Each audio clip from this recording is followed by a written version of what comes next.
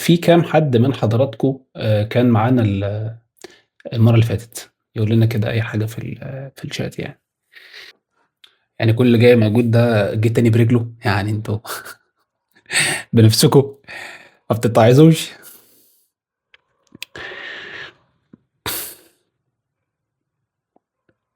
إيه أكتر حاجة مخلّياكم جايين تحضروا النهارده بعد المرة اللي فاتت؟ حابب أعرف جدًا.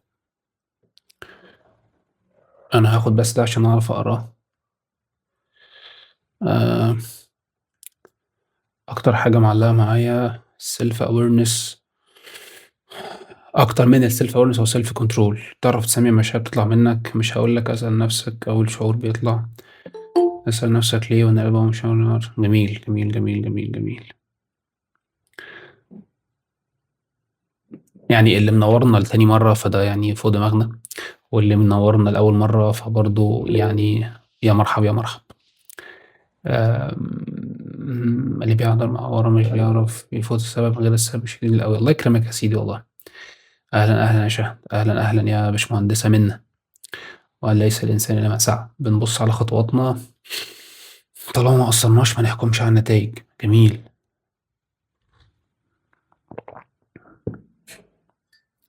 إيه كمان نخلّيكم متحمسين تيجوا النهارده؟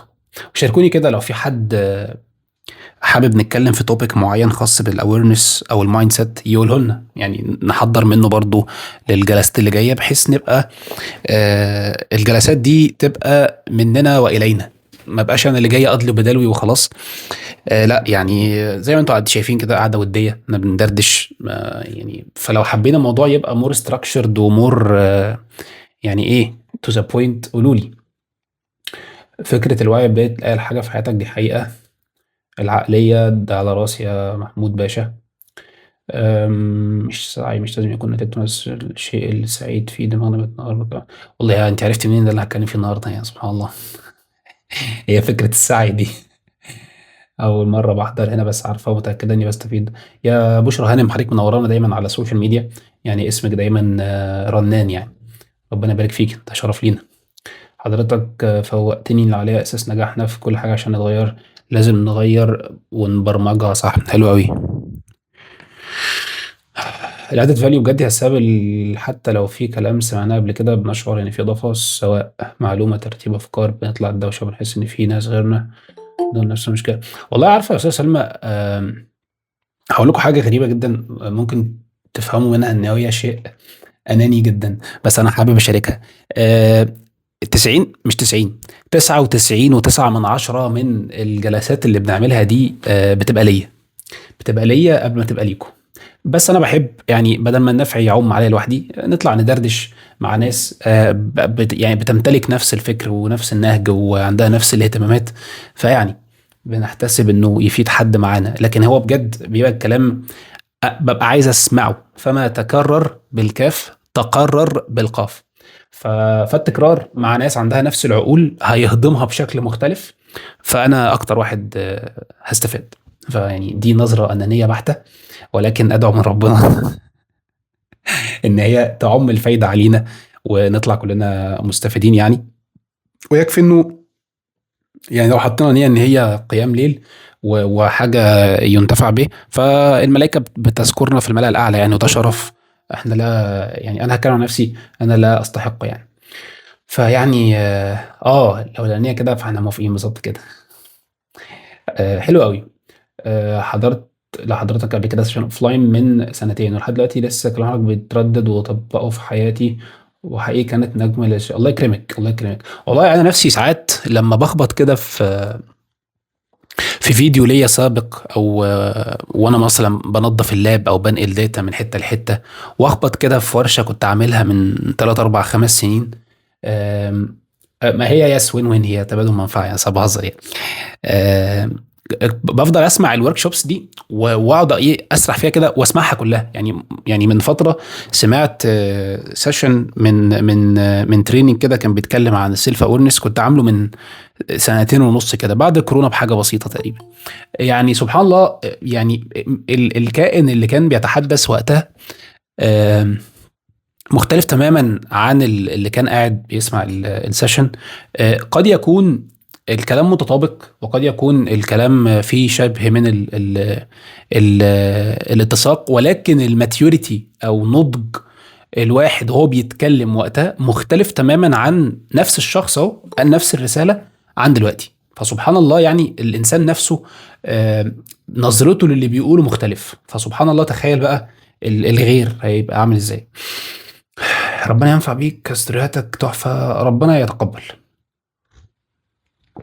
احنا بنحاول نزاحم العبث والقرف اللي بيطفح علينا من البلعات، يعني معلش في الكلمة. فيعني بنحاول نعمل حاجة عدلة يعني. طيب، تاني بفكركم لو عاوزيني اتكلم في اي حاجة معينة تخص الاويرنس او السيلف اويرنس او الكارير اويرنس او البيزنس اويرنس او المايند سيت، قولوها لي عشان نبدأ نحضرها يعني فيما هو قادم. وخلونا نبدأ كده بكلامنا النهارده، يعني ايه، ندردش كده برضو، وبعد كده نطرح أطروحة، وبعد كده ناخد أسئلة ومشاركات، وبعد كده نقول لكم تصبحوا على خير. انا بصراحة مش مدي النهارده ليميت، يعني ما اعرفش ساعة ساعتين، ما اعرفش، مش قادر احدد يعني. بس هنطلق العنان. ممكن نتكلم عن البيرسونال براندنج الغلط، يا احنا قلنا ده كتير يا احمد، ناس زمانها زهقت مننا. بص، الجلسات دي مش متخصصة، يعني عشان بس ايه، الناس ما فيهاش تكنيكاليتي قوي. لا، دي للماس يعني، دي لكلنا، الماس اللي هي MASS، مش ناس يعني، عشان تبقى فاهمني. فانا بتكلم في التوبكس دي في حاجات بترفع من وعي الانسان بذاته، ايا كان بقى الكونتكست او السياق اللي هو هيستخدمه فيه. بس انا مش عايز يبقى التوبيك يعني ايه، كارير ريليتد. كارير هنا ريليتد، اقصد بكارير يعني مش بيعه، مش سيشنز بيعه، مش جاي ابيع تيكتس، مش جاي ابيع ورك شوبس، مش جاي ابيع استشارات، ولا مش جاي اعمل ده. فمش عايز اتكلم قوي في البيرسونال براندنج، مش يعني فاهم. فخلينا الاول نتكلم في الحاجات اللي ممكن كلنا نقدر نستغلها في شتى مجالات حياتنا، ولو ان هتاخدها هتلاقيها بتنطبق على البيرسونال براند، يعني هي مش هتبقى بعيده يعني. واول حاجه في الماس كونسبشن في البيرسونال براندنج، ان هو بيطير قبل ما بيبني. ما هو عشان كده احنا بنتكلم في الاويرنس يعني. احنا بنفكر بقى توبكس بيور وبيز، يس بالظبط كده. حتى فكره البيرسونال براندنج هنتناولها، يعني هنتناولها في احد الجلسات، بس من منظور تاني خالص، مش من منظور كوميرشال، يعني مش من منظور تجاري بحت، من منظور بني انساني واجتماعي. فان شاء الله يعني في حاجات حلوه، ربنا يعيننا ونكمل في السيري دي على خير. ممكن نتكلم عن آلية النجاح والفلاح. تشوف رسالتي اللي فوق، ممكن بس تجيب رسالتك اللي فوق دي عشان انا ما شفتهاش خالص، معلش. آم، ماشي، حلو جدا.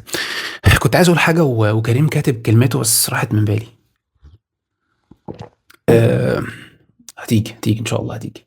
طيب، تعالوا كده نبدا، يعني ايه، بسم الله، ان احنا نتناول حته كده مهمه قوي جت في بالي لما خلصنا السيشن اللي فاتت. آم، اوقات كتير اكتر حاجه بتعطلنا وبتعرقلنا، استنوا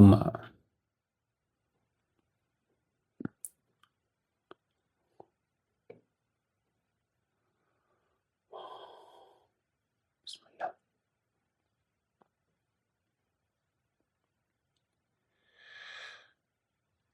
اوقات كتير اكتر حاجه بتعرقلنا وبتوقفنا كتير في حياتنا وفي اتخاذ قرارات ما يعني، هي افكارنا.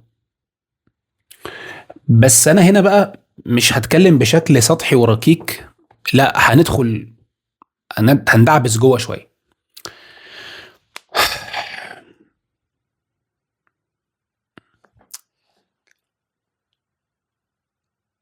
لو جيت بصيت لاي شركه متعدده الجنسيه مثلا، مالتي ناشونال كومباني، وجيت سالتها انت تحبي، ركز في في الفرق بين اللي انا هقولهم دول. انت تحبي واحد فريش، حديث التخرج، جديد، ابيض، ما عندوش خبرة خالص، بس هو مادة كبني آدم كويسة، ولا تفضلي شخص experienced عنده خبرة، بس هو يعني حد كده ايه، يعني اللي انا احسبه على خير. تفضلي طبعا هنا بتكلم بشكل بيسك، بشكل عام جدا، بشكل سطحي جدا، مش بشكل تايتلز بعينها. ما تاخدنيش في حته تقنيه، تعال نتكلم في الجانب اللي احنا بنتكلم فيه. هتقول لك من غير ما تفكر، لا الفريش الابيض اللي مش عنده اي خبره. ليه؟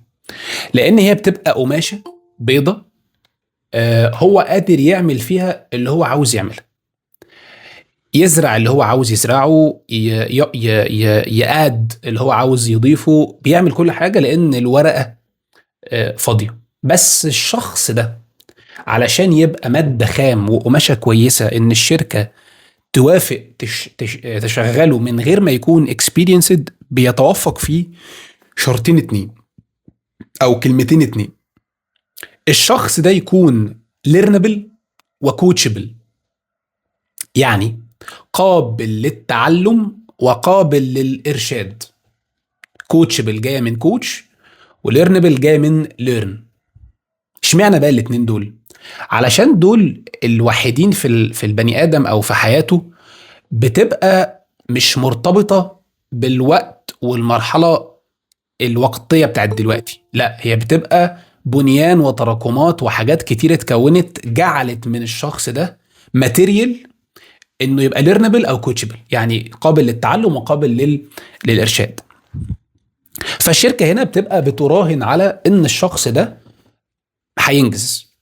ليه بقى بترشح المثال ده في الشخص الفريش اللي ما عندوش اي حاجات سابقه؟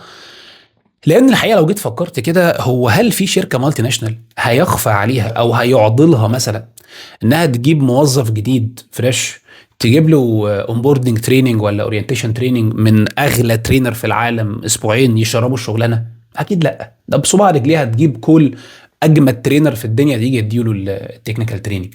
بس هي هنا هتعرف تكريت له التكنيكاليتي، لكن عمرها ما هتعرف تكريت له البرسوناليتي، عمرها ما هتعرف تكريت له المايند سيت. مش هينفع. هو عارف انت رحت جبت الجهاز ده له سوفت وير، انت شاريه بيه، له هاردوير له سوفت وير عشان تقدر تشتغل بيه، هتوبريت وتنزل ابلكيشنز وبتاع. سواء يكون في سوفت وير بتطبع الابلكيشنز على السوفت وير اللي انت شاريه ده، نفس الكلام. انت هتقدر تكريت ابس، تقدر تديفلوب جيمز، تقدر تلعب في اكواد، تقدر تلعب في برمجه، بس انت مش هتعرف تلعب في السوفت وير بتاع الجهاز. انت بتجيب الحاجه وتحطها عليه. فانت لو راجل جامد قوي في البرمجه تقدر بصباع رجلك تعمل لنا جيم وتعملها ابلكيشن، فانت كده قدرت تكريت تكنيكاليتي. بس انت عمرك ما هتعرف تكريت سوفت وير التليفون اللي انت رحت اشتريته. حلو. طيب فالموبايل ده بالظبط كده، لسه كنت هقول اهو. فالموبايل ده هو قابل انه يشتغل عليه النوع ده من الابس، وسهل عليه ان احنا نغير ونديليت ونستول ونشفت ونمسح. لكن السوفت وير هو سوفت وير، واللي انت بتدفع فيه فلوس للشركات او البراندات التجاريه العالميه دي هو السوفت وير بتاعها، هو السكيورتي بتاعها، هو الهاردوير بتاعها، هو الحاجات الامبيدد جواها. هتركب له بقى كفر، هتركب له سكرين، هتركب له هتعمل فيه اللي انت عايز. دي كلها شكليات سهل تجيبها وتبيعها وتشتريها. لكن الكوست الحقيقي اللي انت بتدفع فيه فلوس بيبقى ثمن السيستم اللي محطوط عليه. ذا سيم جيم، نفس اللعبه. الشركه الكبيره دي مش هيعضلها انها تلعب في اعدادات هذا الكائن وتعلمه، بس صعب قوي تكريت له عقليه في اسبوعين. صعب تضربه بعصايه موسى تخلق منه بيرسوناليتي قابله للتعلم. وعلشان كده الشخص ده بيكون عمله نادره في الزمن ده. ايه بقى؟ انه يكون ليرنبل وكوتشبل وما تلطخش بدماء المحيط. ايه بقى دماغ المحيط؟ الحكم المسبق قبل التجربة، التشتت والتردد المرعب، السعي وراء أهواء مجتمعية مجردة، عدم النظر لعقليته الشخصية وقراراته المهنية. مفيش الكلام ده. فلما تيجي بقى تبص لواحد عنده الأربع حاجات دول وليرنبل وكوتشبل، يا نهار ابيض ده يبقى تنين.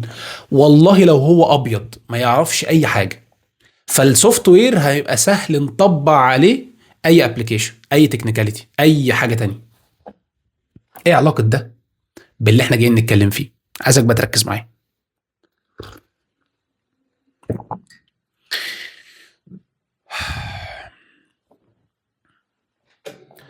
لو سالنا كده بشكل عشوائي اللي بيسمعونا دلوقتي، عمرك تتبعت او عملت تراكنج لحديثك الذاتي الداخلي اللي بينك وبين نفسك؟ يعني قعدت كده في مره بتقول حاجات، عمرك قفشت نفسك من اول ما نطقت لحد ما الحديث ده خلص؟ لو ما عملتش كده حاول تجربها. تبقى قاعد بتفكر في حاجه، انت قاعد ساكت اهو، القي في ذهنك حاجه، فقعدت تفكر انت ساكت، بس في جوه عواره بيتكلم مع عواره مش مرئي. يعني انا في جوه صوت بيقول حاجات، وبعدين في واحد تاني بيروح يرد عليه وانا قاعد بتفرج. عارف، تخيل هو فيلم جوايا، في اتنين جوه بيتكلموا وانا قاعد بس يعني عمال اتفرج من بره، هو عمالين يتكلموا جوه. ده عمال يقول له ايه؟ اللي بقول لك ايه رايك في الاقتراح اللي احنا قلنا امبارح للمدير ده؟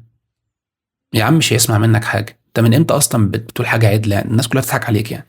يا عم بس طب بس جرب، يعني مش هيجرى حاجه. لا لا لا، ما تكسفش نفسك على الفاضي بقى بشكلك وحش.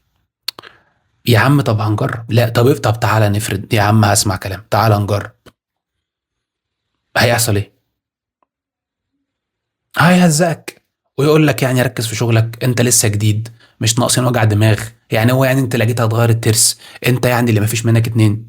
صدق عندك حق، ما هو يعني ما هو كام حد الف اشتغل قبلي كلهم يعني، ما اشمعنى انا يا جت عليا. يا عم معاك حق. التوك دي بتتعمل كل قد ايه في اليوم؟ مئات بل الاف الالوفات في اليوم. فتبقى انت قاعد بقى اسمع لده اللي بيدي انيشيتيفز وافكار، ولا اسمع لده المنطقي بزياده اللي ممكن شرط يكون على بينه بس هو يبان ان هو منطقي؟ وهنا بقى مربط الفرس. احنا عايزين نتدخل في هذا الحديث. السيلف توك كونفرزيشن دي هي جوايا، وبما ان هي جوايا فتخصني بصراحه، يعني تخصني اللعبه دي، تخصني بتاعي انا اللي جايب الكوره وانا اللي اقول يلا. طب يا جماعه ما نرش ميه كده ونشغل بخور ونشغل قران وننبسط ونهدى كده؟ انتوا بتقولوا إيه يا جماعه؟ ما نتدخل، نحاول نتدخل. بس انا بقى المشكله اللي بيتدخل بدون وعي بيجي كحلها يعميها. اوقات كتير عدم تدخلك رحمه، احسن ما تتدخلش. لكن امتى نتدخل؟ لما يبقى عندنا وعي. وعي بايه؟ هنتدخل بايه وازاي؟ عايزك بقى تركز معايا عشان الكلام اللي جاي ده كلام مهم، كلام مهم. طب ما هو الحديث ده فعلا منطقي وبيدور جوانا تقريبا في مختلف يعني انماط الحياه واتجاهات الحياه وعلى طول كبير صغير. نعمل ايه؟ لا انا نعمل ايه دي اخر حاجه هتهمني، دي في الاخر خالص. تعال بس نفهم احنا جينا هنا ليه. تاني بقى، الشركات الكبيره بتحب توظف القماشه البيضة اللي عندها بيرسوناليتي، وعادي جدا ما يكونش عندها تكنيكاليتي، لان هي مش هتعرف تكريت لك عقليه ولا شخصيه. او المعطى التاني، في حديث ذاتي بين اتنين عمالين يتكلموا ويتقشوا في بعض وانا بتفرج. رقم ثلاثة، أول جملة بدأنا بيها حديثنا النهاردة لما قلت لك إنه 99% من مشاكلنا بتكمن في أفكارنا. هات بقى الثلاث جمل دول وتعالى معايا للي جاي.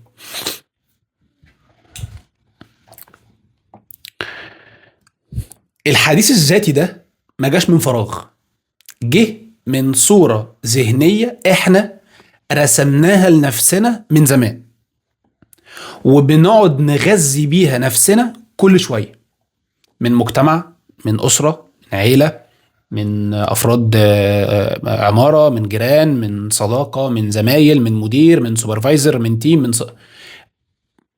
لحد ما تبقى قد كده. فكل ده بيبقى كتير عليك، انت لوحدك وهم كتار. فطبيعي جدا ان هم هيكسبوا. احنا عايزين بقى نرجع لكلمة صورتنا عن نفسنا، الصورة الذهنية لذاتنا دي. عايزين نرجع فلاش باك، هو ايه اللي كونها، عشان نعرف نمسحها او نعدلها. ما خلاص الصورة اتاخدت، كابتشر صح، هتعمل لها بقى اديت، ريتاتش، تغير الوان، هي اتاخدت. فبترجع تشوف ايه الحاجات اللي فيها عشان نبدأ نظبطها. بنسميها ريفرسد انجينيرنج، الهندسة الرجعية. احنا بنرجع فلاش باك عشان نشوف ايه اللي جابنا هنا. فتعال نرجع كده، ايه اللي جابنا هنا عشان تفهم. هدي لك مثال، احكي لك قصه كده. يمكن في ناس حضرت معايا قبل كده بعض البروجرامز، يعني هتلاقيني حكيت القصه دي قبل كده. احد الكلاينتس قبل كده كان مع صديق ليا في كوتشنج سيشن، وكان بيتكلم على اتخاذ قرار مهني مهم جدا في حياته. والراجل الحقيقه عنده من الكارير اكسبيرينس ومن الخبرات، يعني اللهم بارك، يعني تبارك الله. فجه بعد 3 4 جلسات المفترض يوصلوا لحته كده فيها اوبشنز، ويكومبير، يقارن عشان يبدأ يحلل. فلما يحلل يجي بعد الجلسة اللي جايه بقى يبدأ ياخد قرار، والكوتش يساعده في رؤية القرار بشكل كلير. فبعد الجلسة دي ما حصلت، جينا بقى للجلسة الرابعة ولا الخامسة اللي عليها الدور. فالكوتش بيقول للكلاينت احد الاسسمنتس كلها والبروفايل بتاعك وكل الداتا اللي احنا كنا نتكلم فيها رايحة في الاتجاه ده. هل الاوبشنز المتاحه دي شايفها بتريليت لشخصيتك كام في المية؟ قال له صفر. ما هو الراجل ما فكر صفر. فالكوتش استغرب، ايه انت لسه ما سمعتش الإجابة؟ لا لا، الحاجات دي مش تبعي، شوف لي حاجات تانية. اشوف لك إيه، احنا مش في السوبر ماركت، احنا مش بنجيب من الخضر يعني. هي كارير اوبشنز طلعت من الكارير بروفايل، فانا مش هسحر يعني. لا لا لا، الحاجات دي مش تبعي وانا مش عايزها. طب يهديك يرضيك، لا لا، شوف لي حاجه كده، ايه داتا اناليسز، بروجرامينج، جرافيك، حاجه ايه. انا ما بحبش الهلك بصراحه، ما بحبش انزل كتير ولا حاجه، عايز حاجه في البيت. يا ابني ده عكس اللي طالع خالص، مش انت كانك جبت رونالدو وقفت جون. اه شوف لي حاجه على ذوقك، انت كانك جبت سمكه حطيتها على شجره، مش انتي. المهم الكوتش ده ما استريحش للي بيحصل ده، ولقى ان في حاجه اكبر من الاجابه دي. فالمهم ايه، اتس اوكي، يو ار ذا اكسبرت، انت الخبير، انت اللي فاهم شخصيتك، انت اللي ادرى بالكارير فاليوز، انت اللي عارف كل حاجه. يو ار رايت، انت تمام. يلا بينا، هتعمل ايه؟ انا هختار الكارير ده اهو، وقول لي يلا ادور نفسي فيه ازاي، واعمل لي اكشن بلان.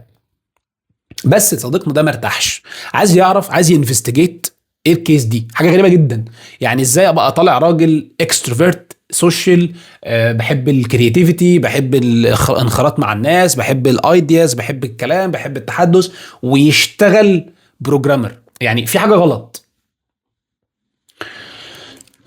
فالكوتش ده ربنا الهمه بكام سؤال كده، بعتهم له على الواتساب. قال له بص، انا هدخل معاك سيشن مني ليك، خلاص احنا الجيرني خلصت، بس انا عندي فضول اعرف حاجه لنفسي يعني. فتعال ندخل سيشن تجاوب لي على الاسئله دول. المهم ربنا الهمه بالكام سؤال، وربنا شرح صدر الكلاينت ان هو يتكلم ويفيل فري ويسترسل ويحكي. قال له دلوقتي ممكن تحكي لي عن التراك ريكورد بتاعك، كان في 3 4 شركات، ممكن تحكي لي بالتفاصيل شويه معامله المدير في الثلاث شركات؟ فحكى. طب ممكن تقول لي معامله التيم في الثلاث شركات؟ فحكى. طب ممكن تقول لي معامله خطيبتك في ايام؟ فحكى. فضل يحكي يحكي، يرجع فلاش باك فلاش باك فلاش باك. قال له لا، ما هو في حاجه غلط. طب ممكن تحكي لي كده نشأتك الدراسيه كانت عامله ازاي، التعليم الاساسي انت كنت بتعمل ايه في مدرسه، افتكر يعني، عادي، اضغاثه احلام، افتكر اللي انت عايز تجيبه يعني.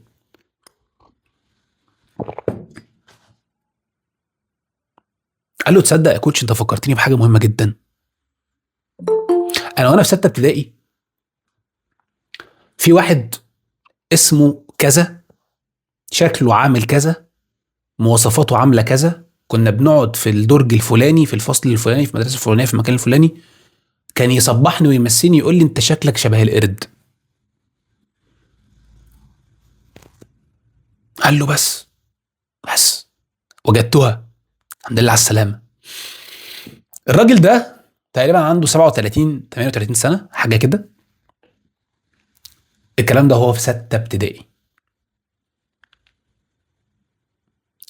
يعني واحد بالغ، عاقل، قادر، راشد، متزوج ويعول ومسؤول وبيعمل فلوس وبزنس وكبير وحاجز كوتشنج وماتيور وفاهم، بص الحلاوة دي، واللي مهربه من كاريرز فيها احتكاك بالناس، كلمة اتقالت له في 6 ابتدائي. فكان كل لما بيبص لنفسه، ازاي الناس هتشوفني وانا شبه القرد، فانا بلاش اشتغل في شغلانات فيها ناس، فانا ههرب ورا اللابتوب، حتى لو ده عكس شخصيتي، حتى لو ده عكس طباعي، حتى لو ده عكس اسلوبي وقيمي واهتماماتي وحياتي، بس ابقى مطمن ومش قلقان. عارف ده معناه ايه؟ بحاول بقى افكر بدماغ صاحبنا الكلاينت ده في ال37 سنة، كان بيقول ايه لنفسه ديلي؟ لما بيبص في المراية كان بيقول ايه لنفسه؟ لما بيحلق كان بيقول ايه لنفسه؟ لما شعره يطول كان بيقول ايه لنفسه؟ لما بيجي عيد، لما بيجي خطوبة، كاتب كتاب، مناسبة، ميت، فرح، سفر، عزومة، تجمع عائلي، أم، قعدة صحاب، سفرية، مصيف، ترقية، كان لا ده ما كانش عايش، ده هو تقريبا كان عايش في جحيم بقاله 37 سنة، بس هو مش قادر يحط ايده على الروت كوز اللي خلت الشخص ده بعد 37 سنة بيهرب من اي حاجة فيها ناس. مش عايز ناس انيمور، قعدنا على المكتب. عايزين نحلل بقى اللي حصل. في موقف في موقف سيتويشن، الاسئله كلها هنتكلم فيها في الاخر عن هي حاضر. في موقف سيتويشن او موقف اهو، ده بيحدث في البيئه الخارجيه، في الاكسترنال انفايرمنت. موقف، دخلت النهارده، السلام عليكم يا جماعه، لقيت الاجانب اللي دخلوا دول، الناس الغريبه اللي كانت دخلت المره دي والمره اللي فاتت، قعدوا يقولوا حاجات غريبه ويشتموا ويضحكوا ويهزروا بتاع، الموضوع قلب كوميديا، ما عرفت اسيطر عليه، فتح مني بهوأ، عرقت، اتوترت، خفت، ضربات قلبي دقت، عرقت، متوتر، الكلام ده من ايدي، مش محضر، من الناس شكلي وحش قدامهم، طب ايه اقفل المايك، اقفل الكاميرا، طير. بس يا عم انا ماليش في الاونلاين، انا يا باشا دخلني في تريننج روم فيها 3 4 10 بني ادمين، ولا ستيج فيه 1000 واحد بس لوحدي، اتكلم وامشي. جو بقى الاونلاين والميت وابعت اللينك ويخش لي، مش هعمل كده. فبسكرول على لينكدين ولا على الفيسبوك، لقيت opportunity ل اونلاين ترينر ريموت جوب في شركه في التجمع، البروجكت ده باكس اماونت من الفلوس لمده 3 شهور. مش رايح، انا اصلا مش هبص لها، سكيب. ليه؟ انا اصلا ما بحبش الاونلاين، بيوجع لي ظهري، الحقيقه الاونلاين بيوجع لي ظهري، وانا ظهري بيوجعني من القعده، فانا مش حابب اروح اونلاين. فيفضل يتكرر يتكرر يتكرر لحد ما يتسأل: ايه يا عم عمار، انت كنت كل شويه تعمل لايف وبتاع، ما في ايه؟ تعبت، ما الكالندر والله مليانه ومش عندي وقت خالص، ادعي لي بقى ربنا يكرمنا كده ونفضى، ولما نفضى هنبقى نعمل. فيقابلوا صحابه: ايه يا ابني، انت كنت تقعد تعمل لينكات كده لا ما انا مش فاضي. يا ابني مش فاضي ايه، ما احنا عاجدين وخابزينه سوا يا ابني، ما انت كنت معانا، مش قادر، كنت عايز انام وما مش قادر انام. ويتكرر يتكرر يتكرر لحد ما تبقى اجابه مبرره، اولا بتهديه، لها اجابه منطقيه وعارف يبيعها للناس، لان هو مش ينفع يقول لهم اصل انا لما قلت مره، ده اذا هو فاكر يعني، انا قلت مره لناس صباح الخير السلام عليكم في ميتنج، دخل عليا اجانب ضحكوا عليا، مش هيحكي الكيس دي، مش هينجلكت، ما حصلتش. فهو عاوز كلام يجاوبه لما يتسأل، لحد ما هو صدقه، هو نفسه صدقه، وراح بقى في الكلام 6 7 سنين يقوله. عارف لو جه بعد 10 سنين كده جات له فرصه في شركه يعني كان بيحلم بيها، هيقعد بقى قلبه يدق، عارف هيجي له نفس المشاعر ينهين اللي كانت من 10 سنين لما دخل الجوجل ميت مع الناس لقى اجانب ضحكوا عليه، وهيقوم ريكول على طول الموقف. اوبا لا بص يا عم ده أنت اتكسفت قدام 10، هتروح تتكسف قدام شركه مالتي ناشونال كنت بتحلم بيها؟ يا عم لا بلاش.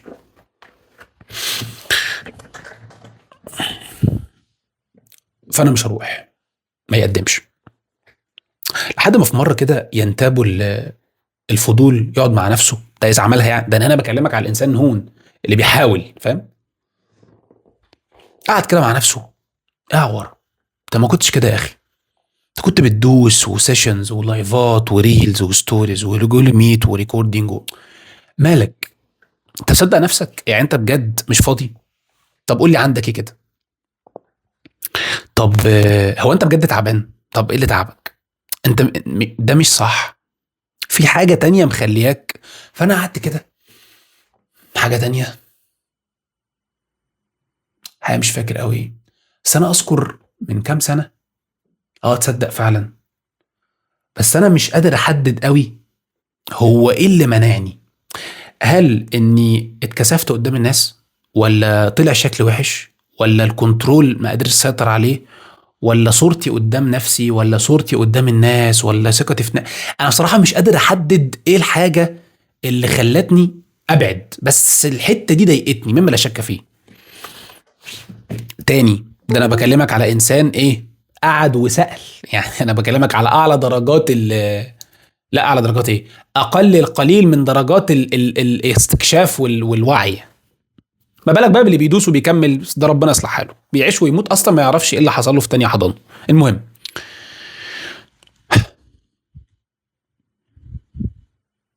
هات بقى قصه صاحبنا دي وتعالى نشرحها بمفاهيم علميه وعمليه، ونعرف ايوه يعني نستفيد إيه بالكلام ده وايه علاقته باللي انت قلته، عشان احنا تهنا.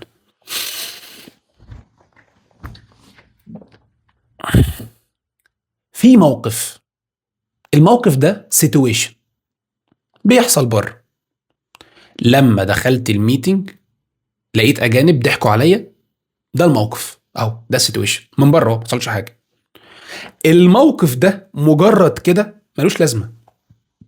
ايه بيعمل له لازمه؟ ترجمتي له. فاول ما الموقف تم، اترجم ازاي لمخي؟ للبوابه اللي دخلت من هنا، فالموقف ده دخل جوه عيني راح لمخي، فركز في التتابع كده. فموقف، بوابه هي واقفه هنا، سمحت للموقف الخارجي ده انه يدخل لمخي. يبقى موقف، بوابه، مخي. المخ ده منبع ايه؟ الافكار، thoughts. فكونت فكره، ايديا، صوت. الصوت ده او الفكره دي بمجرد ما تلقى في عقلك هتترجم لايموشنز، مشاعر، فتترمي في القلب. فالقلب يحس بتوتر، غصه، نيجاتيف ايموشنز، نيجاتيف فيلينج، مش ابست انا متضايق، انا اكيد مش مبسوط باللي بيحصل ده. فلما القلب يشتغل والعقل يشتغل يروحوا راميين الكلام ده كله للسي ان اس، السنترال نيرفس سيستم، الجهاز العصبي المركزي. ترجمه الجهاز العصبي المركزي هو منبع ايه؟ الهرمونز. يروح رازع لك شويه ادرينالين قد كده اهو، كان في بالظبط اسد بيجري وراك، نفس الدوبامين رش، نفس الادرينالين رش اللي بتفرز لما يكون في كائن حي بيجري وراك، زيها بالظبط هيفرز لما تحس انه الناس في التيم في الميت ضحكوا عليك. بص، موقف، بوابه، مخ، افكار، قلب، مشاعر، جهاز عصبي، هرمونز. مركز معايا؟ طيب، لما كل ده حصل، ايه اللي حصل بعده؟ اكشن.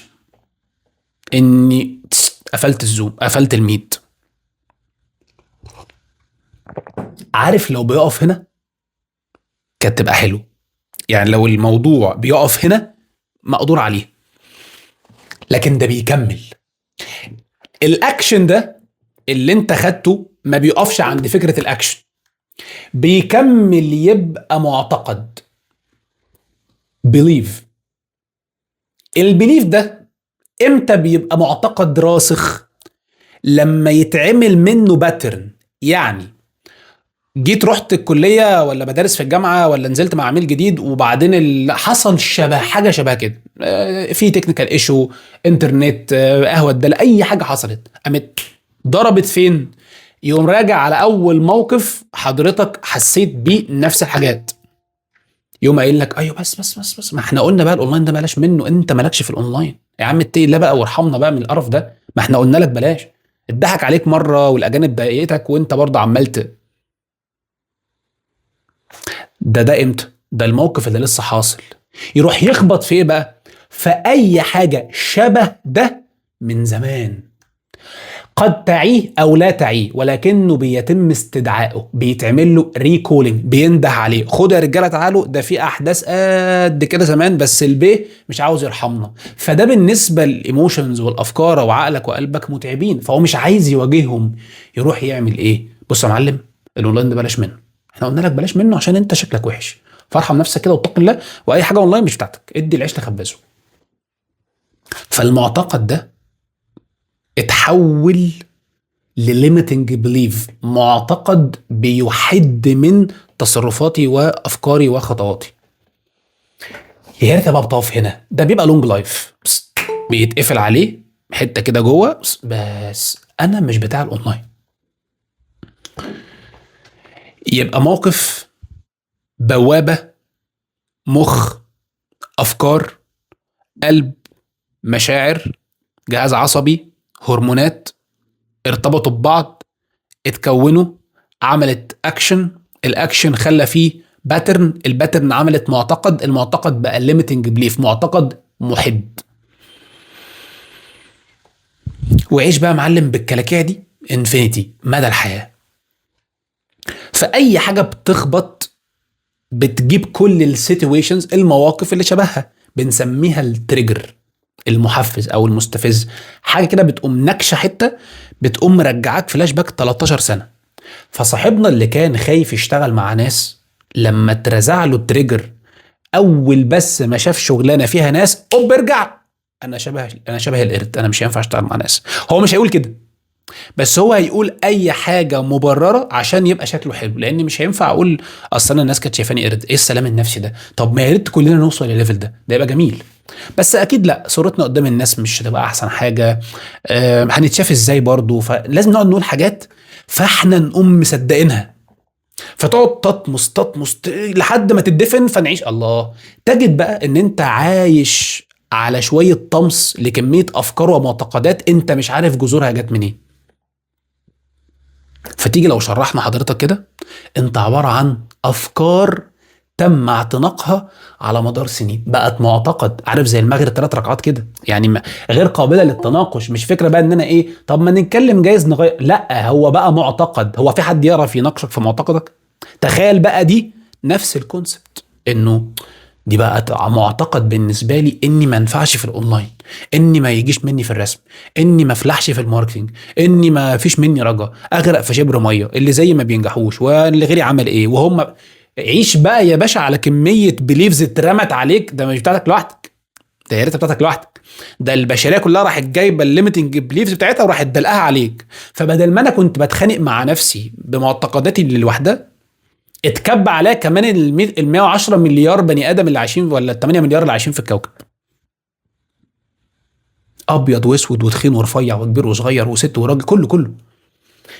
فانا عايش نتاج ايه؟ نتاج معتقدات اتدخلت واتدفست تحت السجاده، خبي حبي، لحد ما اجي ابص بقى، هو انا قراراتي بتلبسني في حيطه ليه؟ هو انا 3/4 الحاجات اللي بعملها بتتهبد ليه؟